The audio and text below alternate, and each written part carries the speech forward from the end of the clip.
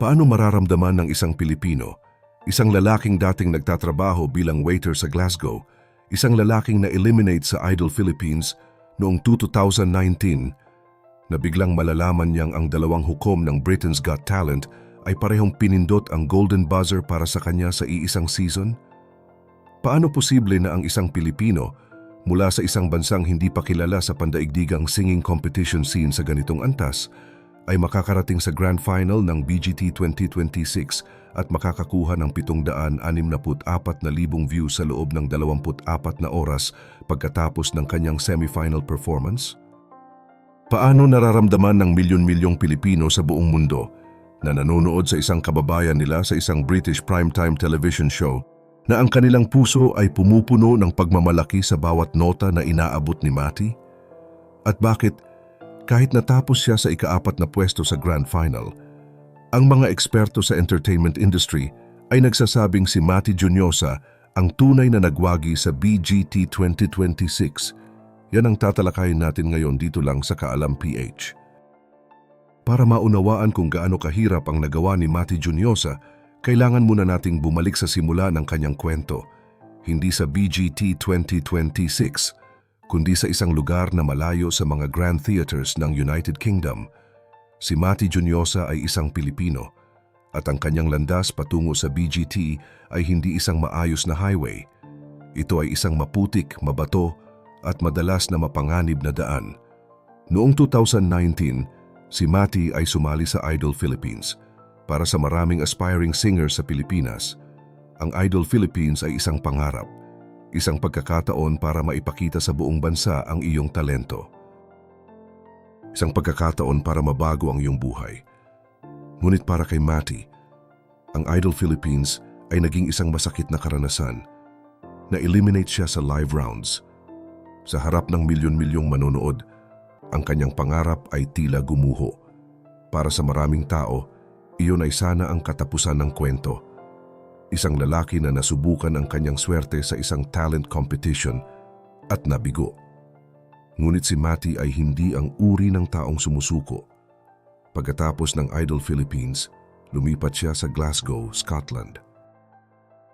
Hindi para magpatuloy ng kanyang singing career, kundi para magtrabaho. Naging waiter siya sa isang restaurant sa Glasgow, isang Pilipino sa isang bansang malayo sa kanyang pamilya, nagtatrabaho ng husto, nagtitiis, at nagtatago ng isang pangarap na hindi pa niya kayang isuko. Ang pangarap na isang araw ay maririnig ng buong mundo ang kanyang boses. At sa Glasgow, sa gitna ng kanyang trabaho bilang waiter, patuloy siyang nag-aral ng musika, patuloy siyang nag-practice, patuloy siyang naghihintay ng kanyang pagkakataon. Isipin mo ang sitwasyon ni Mati nang mag-audition siya sa BGT 2026. Isang Pilipino sa isang British talent competition, isang lalaking ang karanasan sa major competitions ay isang elimination sa Idol Philippines noong 2019. Isang lalaking ang trabaho ay naglilingkod ng pagkain sa mga tao, hindi nagtatayo sa mga entablado para kumanta para sa kanila. Ano ang inaasahan ng mga tao sa kanya? Ang katotohanan ay hindi marami. Ngunit nang tumayo si Mati sa entablado ng BGT auditions, nang buksan niya ang kanyang bibig at kumanta, nagsimulang magbago ang lahat.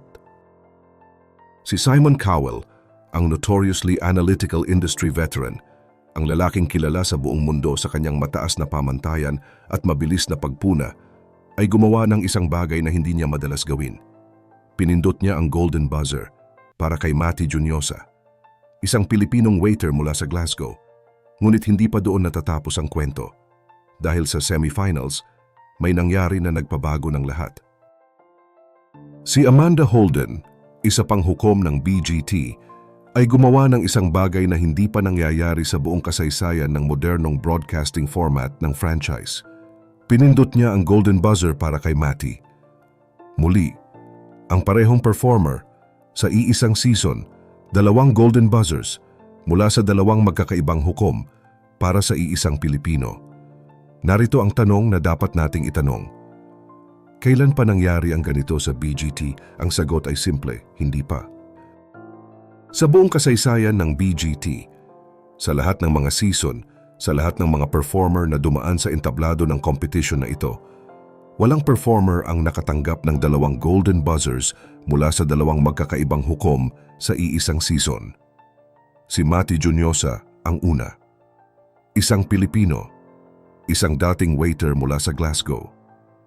Isang lalaking na-eliminate sa Idol Philippines noong 2019.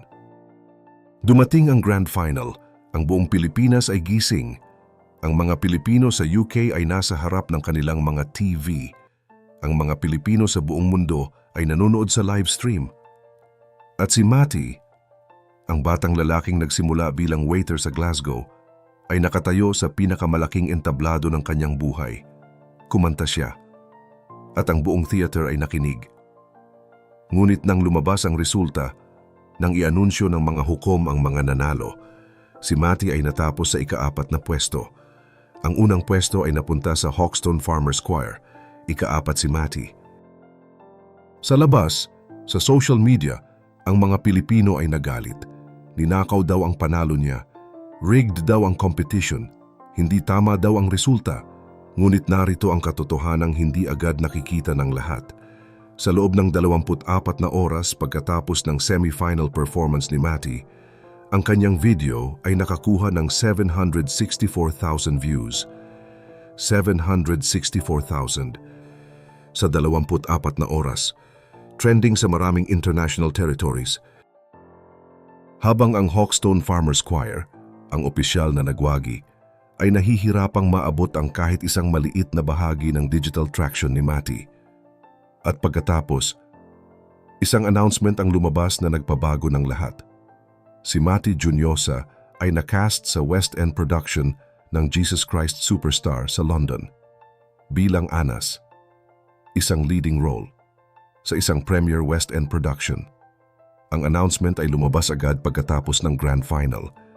Ibig sabihin, habang ang publiko ay nanonood sa Grand Final at naghihintay ng resulta, ang mga taong nasa pinakamataas na antas ng British entertainment industry ay matagal nang nagpapasya. Si Mati Juniosa ay kanila na. Sa kabila ng ika-4 na pwesto, sa kabila ng lahat ng ingay at kontrobersya tungkol sa resulta, ang katotohanan ng sitwasyon ni Mati ay ibang-iba sa inaakala ng karamihan. Una, ang West End contract. Ang pagkuha ng isang leading role sa Jesus Christ Superstar sa London ay hindi isang maliit na bagay. Ang West End ay ang pinakaprestihiyosong theatrical destination sa buong mundo. Ang mga artista ay nagtatrabaho ng maraming taon, nagdo-dozens ng auditions, nagtatayo sa libu-libong rejection bago makakuha ng isang West End role. At si Mati, sa kanyang unang major international exposure sa BGT 2026, ay agad na nakakuha ng isang leading role. Iyon ay hindi aksidente. Iyon ay isang patunay na ang mga taong tunay na may kapangyarihan sa British entertainment industry ay nakita ang kanyang potensyal at kumilos ng mabilis bago pa man matapos ang competition. Pangalawa, ang digital numbers. 764,000 views sa 24 na oras. Para sa konteksto, ang karamihan ng mga BGT performers, kahit ang mga nagwagi, ay hindi nakakaabot ng ganitong bilang sa ganitong bilis. Ang digital engagement ni Mati ay nagpapakita ng isang bagay na mahalaga, na ang kanyang audience ay hindi lang mga British viewers na bumoto sa kanilang telepono. Ang kanyang audience ay global, mga Pilipino sa buong mundo, mga Asian fans, mga tao sa iba't ibang bansa na natuklasan ang kanyang boses sa pamamagitan ng social media. At iyon, ang global digital audience na iyon, ay mas mahalaga para sa isang long-term career kaysa sa isang local telephone vote. Pangatlo, ang cultural branding. Ang ear cuff na suot ni Mati sa kanyang mga performance, ang custom-designed ear cuff na nagpapaalala sa iconic jewelry ni Miss Universe Catriona Gray, ay hindi isang random na fashion choice. Ito ay isang deliberate na cultural statement, isang paraan para ikonekta ang kanyang journey sa isang mas malaking Filipino identity, para mobilisahin ang isang hyper-loyal global fanbase na kilala sa pagdadala ng record-breaking digital engagement. At iyon, ang strategic cultural branding na iyon, ay nagpapakita ng isang performer na hindi lang umaasa sa kanyang boses, kundi isang performer na may mas malaking pag-unawa sa kung paano gumagana ang modernong entertainment industry. Ang kwento ni Mati Juniosa ay hindi lang isang kwento ng isang talent competition. Ito ay isang kwento ng isang Pilipino na tumayo sa harap ng buong mundo at nagpakita ng kung ano ang ibig sabihing maging Pilipino. Ng tiyaga, ng determinasyon, ng kakayahang bumangon mula sa pagkabigo at subukan muli. Para sa ating mga Pilipino, lalo na sa mga OFW na nagtatrabaho sa ibang bansa, sa mga kabataang naghahanap ng kanilang sariling landas, sa mga taong naramdamang ang kanilang pangarap ay imposible, ang kwento ni Mati ay isang malinaw na mensahe. Una, ang pagkabigo ay hindi katapusan. Si Mati ay na-eliminate sa Idol Philippines noong 2019. Para sa maraming tao, iyon ay sana ang katapusan ng kanyang singing career. Ngunit para kay Mati, iyon ay simula pa lamang. Ang pagkabigo ay hindi naging dahilan para sumuko. Naging fuel iyon para magpatuloy, para magtrabaho ng mas husto, para matuto ng mas marami, para maging mas handa para sa susunod na pagkakataon. At ang susunod na pagkakataon, ang BGT 2026, ay nagbigay sa kanya ng isang world stage na hindi pa niya nararanasan noon. Pangalawa, ang tagumpay ay hindi palaging mukhang katulad ng inaasahan mo. Si Mati ay natapos sa ika-4 na pwesto. Sa papel, iyon ay isang pagkatalo. Ngunit sa katotohanan, ang ika-4 na pwesto ni Mati ay nagbukas ng mga pintuan na hindi mabubuksan ng kahit anong first place trophy. Isang West End contract, isang global digital audience, isang career na nagsisimula sa pinakamagandang paraan. Iyon ang tunay na tagumpay. Hindi ang trophies at titles, kundi ang mga pintuan na bumubukas dahil sa iyong talento at sa iyong trabaho. Pangatlo, at ito ang pinakamahalaga, ang pagiging Pilipino ay isang kalakasan. Sa entablado ng BGT 2026, sa harap ng mga British viewers at ng milyon-milyong nanonood sa buong mundo, si Mati ay hindi nagtago ng kanyang pagkakakilanlan. Hindi niya itinago na siya ay Pilipino. Sa halip, ipinagmalaki niya ito sa kanyang boses, sa kanyang presensya, sa kanyang cultural branding, at sa pagmamalaking iyon, sa katapangang ipakita sa buong mundo kung sino siya at saan siya nagmula, naging mas makapangyarihan siya. Para sa mga Pilipinong nagdadala ngayon ng mabigat na pasanin, mga nagtatrabaho sa ibang bansa, mga naramdamang malayo sa kanilang pamilya, mga nagtatanong kung sulit ba ang lahat ng sakripisyo, tandaan ninyo ang kwento ni Mati Juniosa. Isang Pilipinong waiter sa Glasgow, na naging West End star sa London, na nagpakita sa buong mundo na ang boses ng isang Pilipino, ang puso ng isang Pilipino, ay kayang punan ng pinakamalaking entablado sa mundo. Iyon ang inyong kwento rin, bawat isa sa inyo. Dahil ang bawat Pilipinong nagtatrabaho ng husto sa ibang bansa, ang bawat Pilipinong nagtitiis at nagsakripisyo para sa kanilang pamilya, ay may parehong determinasyon, parehong tiyaga, at parehong puso na ipinakita ni Mati sa entablado ng BGT 2026. Huwag hayaang sino man ang magsabi sa inyo na hindi kayo sapat. Dahil ang kwento ni Mati ay patunay na ang mga Pilipino, kahit saan sila nagsimula, kahit gaano kahirap ang kanilang landas, ay palaging may kakayahang magpakita sa buong mundo kung sino talaga sila.